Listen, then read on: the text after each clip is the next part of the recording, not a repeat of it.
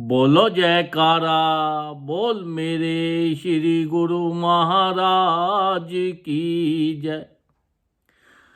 सौभाग्यशाली प्रेमी गुरुमुखों, ये जो आपको जन्म मिला है, ये बड़े दुर्लभ से ये जन्म मिला है और आप इसके अंदर चिंता करते रहते हो, सोचते रहते हो। आपकी चिंता करने से कुछ नहीं होगा, आपकी सोचने से कुछ नहीं होगा, आपकी चतुराई करने से कुछ नहीं होगा।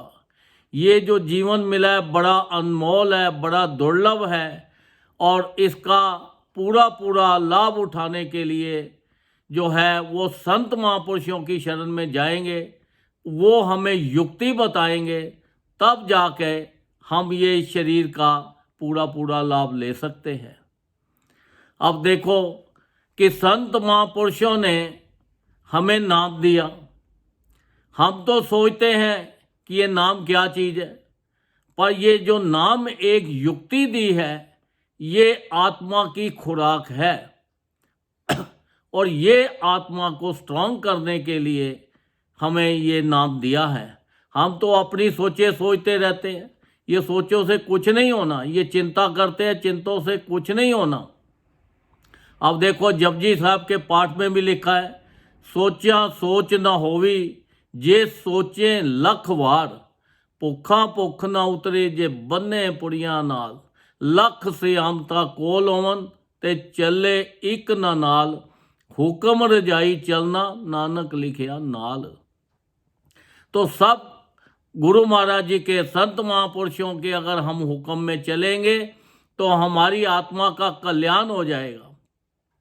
क्यों कि देखो जैसे खेत में बीज डालने का वक्त होता है तो हम उसको क्या करते हैं, आलस कर जाए तो हमें फसल कहाँ से मिलेगी, तो बाद में बीज डाला ना डाला पछतावा करना पड़ेगा। तो हर चीज़ समय के मुताबिक है। ये जो हमें मनुष्य शरीर मिला है, ये बीज डालने का समय है। ये जो श्वास मिले हैं हमें, ये नाम जपने का, ये बीज डालने का समय है। हम जितना इसको आलस छोड़कर और इसका भजन करेंगे ये शरीर के साथ, उतना ही हमें लाभ मिलेगा, उतना ही हमारे संसार में खुशियां आ जाएंगी। जो परमात्मा का नाम जपता है तो प्रभु उसका हो जाता है। जब उसका हो जाए तो उसके ऊपर कोई मुसीबत आती नहीं है, उनको कोई परेशानी होती नहीं है, उनकी हर इच्छा जो है अपने आप पूर्ण होती चली जाती है।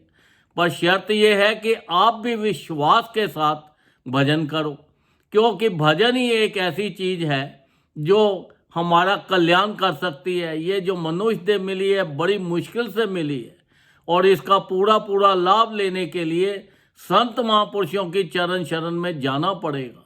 जो वो नाम देते हैं हमें, वो नाम को हर वक्त उठते बैठते चलते फिरते हर वक्त वो नाम जपेंगे, तभी हमारा कल्याण होगा। अब देखो एक किसान था, वो अपने बाग के अंदर एक ऊंचा सा स्थान बनाकर वहाँ बैठ गया और वो क्या करता था, उसने अपने हाथ में एक गुलेल रखी थी। अब गुलेल के अंदर से वो मिट्टी के गोले बना के लाता था और वो गुलेल के साथ जो चिड़ियाँ पक्षी पशु आते थे उनको वो मारता था और भगाता था ताकि खेत को खा ना जाए। करता करता उसके जो गोले मिट्टी के बने हुए थे वो सारे ख़त्म हो गए। साथ में एक नदी बहती थी। अब वो नदी में जो भी मारे, किसी पक्षी को लगा कभी नहीं लगा, तो वो नदी में सारे गोले चले गए। अब उसने सोचा कि जो मैंने मिट्टी के गोले बनाए हुए हैं ये तो सब खत्म हो गए, अब मैं नीचे उतर के फिर दोबारा मिट्टी को भिगोकर गोले बनाता हूँ और पशु पक्षी आते हैं इनको उड़ाने के लिए। अब वो जब नीचे उतरा, उसने ज़मीन में खोदा, मिट्टी खोदी तो वहाँ से एक बर्तन मिल गया। अब बर्तन के अंदर लाल पड़े थे। अब जब उसने लाल देखे तो उसने बोला ये तो भगवान ने बहुत बढ़िया कर दिया है, अब तो मेरे पास मुझे वो मिट्टी के वो गोले भी नहीं बनाने पड़ेंगे। वो लालों को ऊपर ले गया, अपनी गुलेल में रख के और पक्षियों को मारने लगा। जो साथ में नदी बहती थी वो जितने लाल थे वो जब मारता मारता मारता वो काफ़ी ख़त्म हो गए। इतने में उसके परिवार से उसकी औरत खाना लेके आई, साथ में बच्चा था, तो उसने बोला पहले खाना खा लो। जब वो खाना खाने के लिए उतरा और वो बच्चे ने देखा कि ये जो लाल से पत्थर हैं ये तो बड़े खूबसूरत है। अब बच्चे ने एक लाल पत्थर को उठा लिया, उठा के अपने हाथ में रख लिया। अब जब वो उसकी माँ उसको लेके जा रही थी बाजार से, तो वो जौहरियों का बाजार था। अब जौहरी ने दूर से देखा कि ये बच्चे के हाथ में तो बड़ा कीमती पत्थर पकड़ा हुआ है। उसको पूछा भाई उसकी माँ को, ये जो बच्चे के हाथ में पत्थर पकड़ा है इसको बेचना है? उसने कहा बेच दूंगी। उसको पूछा कितने पैसे में? वो कहती है 10 रुपये लूँगी। उसने 10 रुपये निकाले और उसको दे दिए। वो सोचने लगी कि ये तो कीमती होगा, इसको 10 में नहीं मैं तो 100 में बेचूंगी। अब उसने उसको 100 दे दिया। अब वो बड़ी अंदर से हैरान कि ये चीज़ क्या है। उसके बाद वो कहने लगी नहीं मैं तो इसको 1000 में बेचूंगी। तो उसने जो जौहरी था उसने 1000 रुपया अंदर से लाया, लाकर उसको दे दिया बच्चे की माँ को। वो पत्थर ले लिया। अब वो बड़ी हैरान हुई कि इतना कीमती पत्थर है तो मेरे आदमी के पास तो बहुत सारे हैं। जब वो उसके पास गई और जाके उसको सारा सुनाया कि ये तो इतनी कीमती चीज़ है और हमने तो सारी बेकार कर दी, वो कहता है मैंने तो पक्षियों को उड़ाते उड़ाते सारे ही जितने भी पत्थर थे वो नदी में चले गए हैं। अब तो वो वापस भी नहीं निकल सकते। तो बड़ा परेशान हुए, बड़ा पछतावा करना पड़ा कि देखो इतनी कीमती चीज़ मिली हमें, हम उसको ऐसे ही गवा रहे हैं। ये जो श्वास हमें मिले हैं ये एक एक श्वास की कीमत 3 लोगों से भी ज़्यादा है। इतने कीमती श्वास जो हम 24,000 श्वास हर रोज़ अपने बेकार कर रहे हैं। अब ये देखो कितनी हम लॉस में जा रहे हैं। तो इससे ज़्यादा से ज़्यादा जितना भी आप प्रभु का नाम लोगे तो आपके जीवन के अंदर खुशियाँ आएंगी, आपकी तंदुरुस्ती रहेगी और आप 84 लाख योनि से बच जाओगे जहाँ दुख ही दुख है। ये बड़ी मुश्किल के साथ ये आपको ये शरीर मिला है। तो ये शरीर और श्वासों का पूरा पूरा लाभ उठाओ।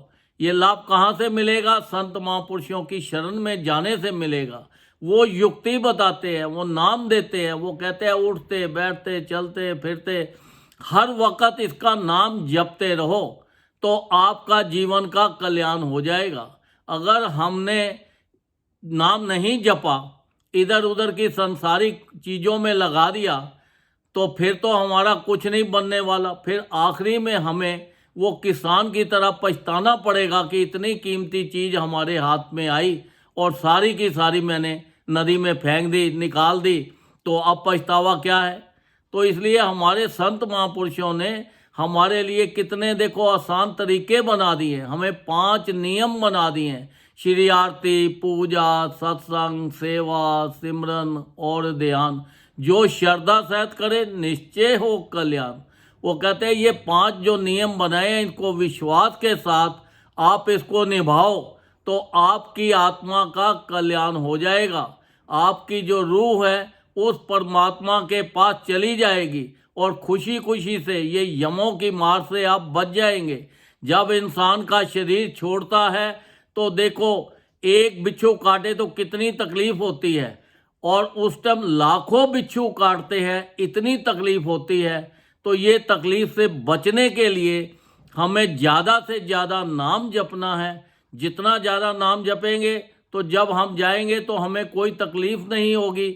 हम तो स्माइलिंग फेस से, हमें तो संत महापुरुष खुद महाराज जी खुद आकर अपने रथ में बिठाकर हमें लेके जाएंगे ताकि हमारा जो जीवन है वो सफल हो जाए और ज़्यादा से ज़्यादा और संत महापुरुषों की भी बहुत प्रसन्नता होगी उनको कि चलो ये गुरमुख जो बनाया है इसने नाम जपा है, इसकी आत्मा का कल्याण हो गया है। तो हमें इस आत्मा का कल्याण करने के लिए ये बड़ी मुश्किल से जो शरीर मिला है इसका लाभ उठाने के लिए संत महापुरुषों के बनाए हुए नियमों का पालन करना है और ज़्यादा से ज़्यादा नाम जपना है। उठते बैठते चलते फिरते हर वक्त हमारा ध्यान उस परमात्मा में होना चाहिए और नाम जपना चाहिए। ये बड़े कीमती श्वास हैं, इनको खराब मत करो। अगर ये खराब चले गए तो हमें दुखों में फिर फंस जाना पड़ेगा। तो देखो हमारे ऊपर इतनी अपार कृपा हुई है, तो हमें भी तो उनकी बात माननी चाहिए और उसका पूरा पूरा लाभ लेना चाहिए। ये जो शरीर मिला है और ये जो श्वास मिले हैं, ये बड़े दुर्लभ हैं, बड़ी मुश्किल से मिले हैं। इनको खराब मत करो, ज़्यादा से ज़्यादा इससे भजन करो। संत महापुरुष नाम के ऊपर ज़्यादा जोर इसीलिए देते हैं कि ज़्यादा से ज़्यादा नाम जपो, ताकि आपका लोक भी सुखी हो जाए और आपका परलोक भी सुखी हो जाए। ये संसार के अंदर जो नाम जपता है, भजन करता है, संसार की हर खुशियाँ उसके पास अपने आप चली आती हैं। संसार के भी काम करते रहो, आलस को छोड़ दो, उद्यम करो और ज़्यादा से ज़्यादा भजन करो, ताकि आपका लोक परलोक दोनों सुखी हो जाए और अपने जीवन का लाभ उठाते हुए अपनी इस आत्मा को प्रसन्न करते हुए उस परमात्मा के चरणों में जाओ, ताकि आपका लोक परलोक दोनों सुखी हो जाए। बोलो जयकारा, बोल मेरे श्री गुरु महाराज की जय।